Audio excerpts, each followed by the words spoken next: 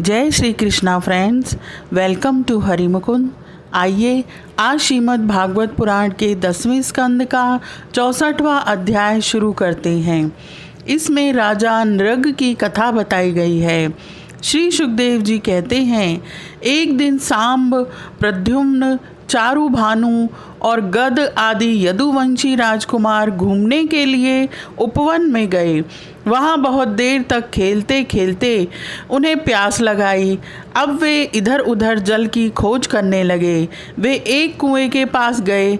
उसमें जल तो था नहीं। एक बड़ा विचित्र जीव दिख पड़ा। वह जीव पर्वत के समान आकार का एक गिरगिट था। उसे देखकर उनके आश्चर्य की सीमा न रही। उनका हृदय करुणा से भर आया और वे उसे बाहर निकालने का प्रयत्न करने लगे। परंतु जब वे राजकुमार उस गिरे हुए गिरगिट को चमड़े और सूत की रस्सियों से बांधकर बाहर न निकाल सके, तब कौतूहलवश उन्होंने यह आश्चर्यमय वृतांत भगवान श्री कृष्ण के पास जाकर निवेदन किया।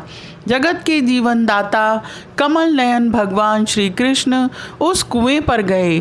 उसे देखकर उन्होंने बाएं हाथ से खेल खेल में अनायास ही उसको बाहर निकाल लिया। भगवान श्री कृष्ण के कर कमलों का स्पर्श होते ही उसका गिरगिट रूप जाता रहा और वह एक स्वर्गीय देवता के रूप में परिणत हो गया। अब उसके शरीर का रंग तपाए हुए सोने के समान चमक रहा था और उसके शरीर पर अद्भुत वस्त्र, आभूषण और पुष्पों के हार शोभा पा रहे थे।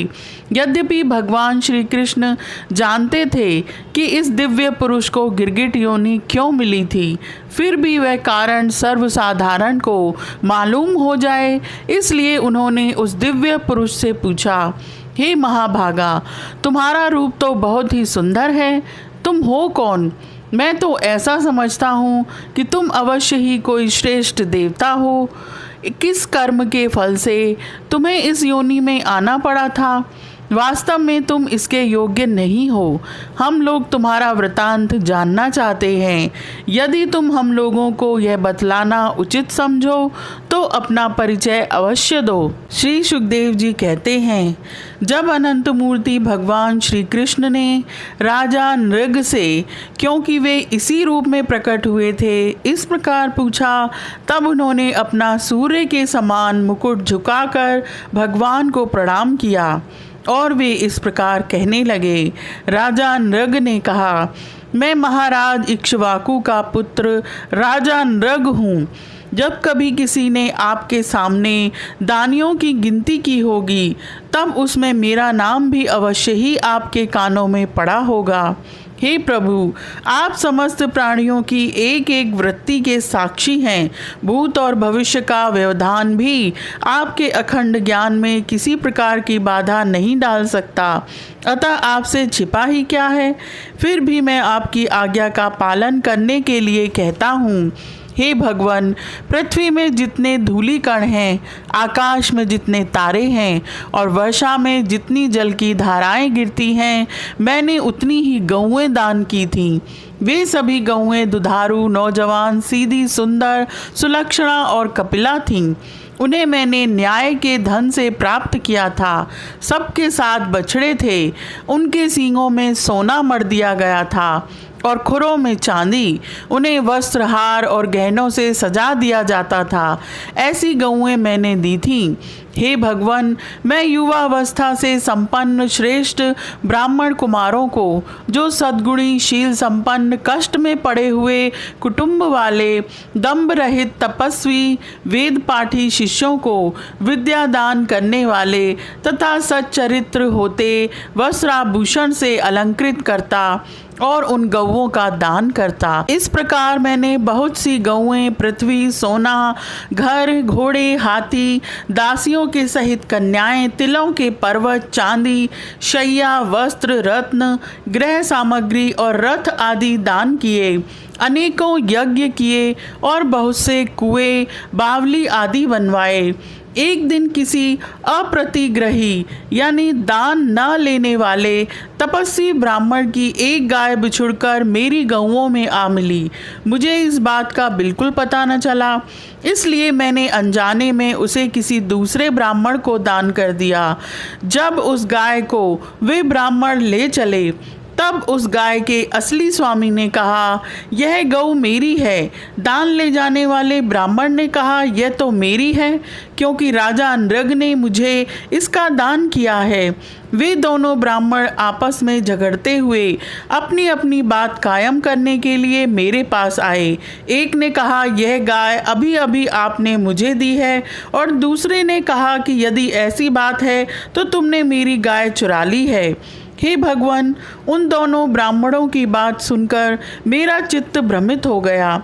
मैंने धर्म संकट में पड़कर उन दोनों से बड़ी अनुनय विनय की और कहा कि मैं बदले में 1 लाख उत्तम गौएं दूंगा। आप लोग मुझे ये गाय दे दीजिए। मैं आप लोगों का सेवक हूँ। मुझसे अनजाने में ये अपराध बन गया है। मुझ पर आप लोग कृपा कीजिए और मुझे इस घोर कष्ट से तथा घोर नरक में गिरने से बचा लीजिए। हे राजन, मैं इसके बदले में कुछ नहीं लूँगा। ये कहकर गाय का स्वामी चला गया। तुम इसके बदले में 1 लाख ही नहीं 10,000 गौएं और दो तो भी मैं नहीं लूँगा। इस प्रकार कहकर दूसरा ब्राह्मण भी चला गया। देवादि देव जगदीश्वर, इसके बाद आयु समाप्त होने पर यमराज के दूत आए और मुझे यमपुरी ले गए। वहाँ यमराज ने मुझसे पूछा, राजन, तुम पहले अपने पाप का फल भोगना चाहते हो या पुण्य का? तुम्हारे दान और धर्म के फलस्वरूप तुम्हें ऐसा तेजस्वी लोक प्राप्त होने वाला है जिसकी कोई सीमा ही नहीं है। भगवान, तब मैंने यमराज से कहा, देव, पहले मैं अपने पाप का फल भोगना चाहता हूँ। और उसी क्षण यमराज ने कहा, तुम गिर जाओ।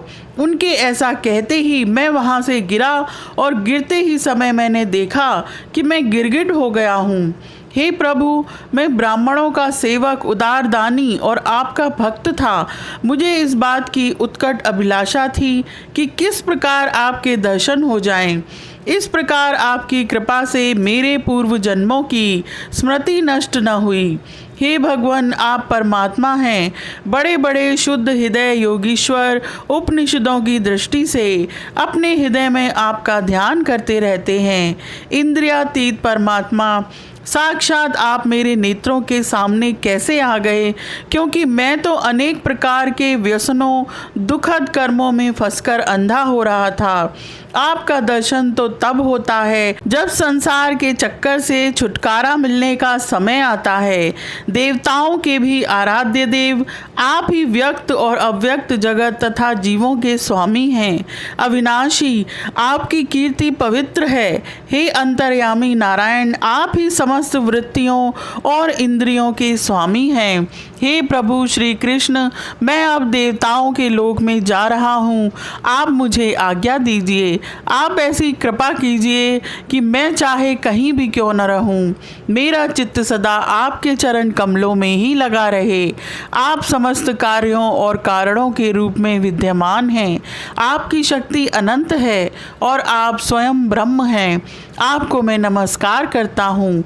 हे सच्चिदानंद स्वरूप सर्व अंतर्यामी वासुदेव श्री कृष्ण, आप समस्त योगों के स्वामी योगेश्वर हैं। मैं आपको बार बार नमस्कार करता हूँ। राजा नृग ने इस प्रकार कहकर भगवान की परिक्रमा की और अपने मुकुट से उनके चरणों का स्पर्श करके प्रणाम किया। फिर उनसे आज्ञा लेकर सबके देखते देखते ही वे श्रेष्ठ विमान पर सवार हो गए। राजा नृग के चले जाने पर ब्राह्मणों के परम प्रेमी, धर्म के आधार, देवकी नंदन भगवान श्री कृष्ण ने क्षत्रियों को शिक्षा देने के लिए वहां उपस्थित अपने कुटुंब के लोगों से कहा, जो लोग अग्नि के समान तेजस्वी हैं, वे भी ब्राह्मणों का थोड़े से थोड़ा धन हड़प कर नहीं पचा सकते। फिर जो अभिमानवश झूठ मूठ अपने को लोगों का स्वामी समझते हैं, वे राजा तो क्या पचा सकते हैं। मैं हलाहल विष को विष नहीं मानता, क्योंकि उसकी चिकित्सा होती है। वस्तुतः ब्राह्मणों का धन ही परम विष है। उसको पचा लेने के लिए पृथ्वी में कोई औषध, कोई उपाय नहीं है। हलाहल विष केवल खाने वाले का ही प्राण लेता है, और आग भी जल के द्वारा बुझाई जा सकती है, परंतु ब्राह्मण के धन रूप अग्नि से जो आग पैदा होती है, वो सारे कुल को समूल जला डालती है। ब्राह्मण का धन यदि उसकी पूरी पूरी संपत्ति लिए बिना भोगा जाए, तब तो वह भोगने वाले, उसके लड़के और पौत्र, इन 3 पीढ़ियों को ही चौपट करता है। परंतु यदि बलपूर्वक हट करके उसका उपभोग किया जाए, तब तो पूर्व पुरुषों की 10 पीढ़ियां और आगे की भी 10 पीढ़ियां नष्ट हो जाती हैं। जो मूर्ख राजा अपनी राजलक्ष्मी के घमंड से अंधे होकर ब्राह्मणों का धन हड़पना चाहते हैं, समझना चाहिए कि वे जानबूझकर नरक में जाने का रास्ता साफ कर रहे हैं। वे देखते नहीं कि उन्हें अधःपतन के कैसे गहरे गड्ढे में गिरना पड़ेगा।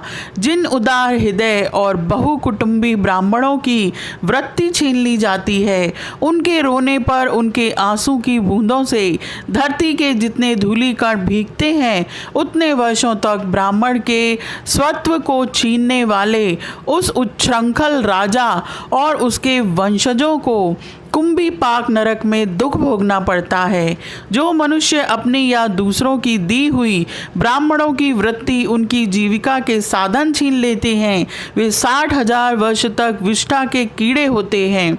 इसलिए मैं तो यही चाहता हूँ कि ब्राह्मणों का धन कभी भूल से भी मेरे कोष में ना आए, क्योंकि जो लोग ब्राह्मणों के धन की इच्छा भी करते हैं, उसे छीनने की बात तो अलग रही, वे इस जन्म में अल्पायु शत्रुओं से पराजित और राज्य भ्रष्ट हो जाते हैं, और मृत्यु के बाद भी वे दूसरों के कष्ट देने वाले सांप ही होते हैं।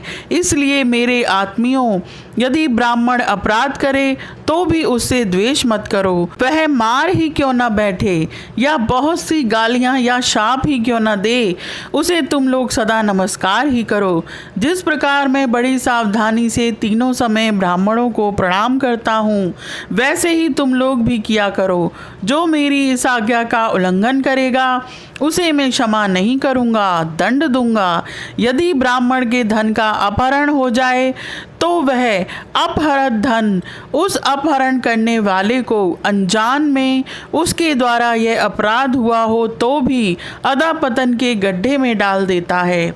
जैसे ब्राह्मण की गाय ने अनजान में उसे लेने वाले राजा नृग को नरक में डाल दिया था, समस्त लोगों को पवित्र करने वाले भगवान श्री कृष्ण द्वारका वासियों को इस प्रकार उपदेश देकर अपने महल में चले गए। यह अध्याय यहीं समाप्त होता है। आज के लिए इतना ही। Please like, share and subscribe my channel.